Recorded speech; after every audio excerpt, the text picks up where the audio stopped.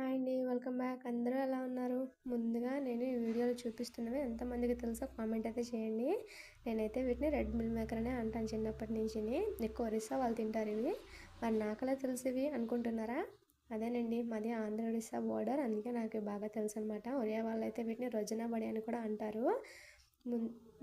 వీటిని అయితే ముందుగా హాట్ వాటర్లో 10 మినిట్స్ సోక్ చేసుకోవాలి. ఈ కర్రీకి ఎక్కువ ఆనియన్స్ వేసుకుంటే బాగుంటుంది. కడాయిలో ఆయిల్, జీరా, కరివేపాకు, ఆనియన్స్, గ్రీన్ చిల్లీ వేసుకుని అవి బాగా ఫ్రై అయినాక కొంచెం అల్లం వెల్లుల్లి పేస్ట్ వేసి బాగా కలిపి పచ్చివాసన పోయాక ముందుగా వాటర్లో సోక్ చేసుకున్న వీటిని కూడా వేసి బాగా కలిపి టమాటో, ఉప్పు, కారం, పసుపు వేసి టమాటాని బాగా మగ్గనివ్వాలి.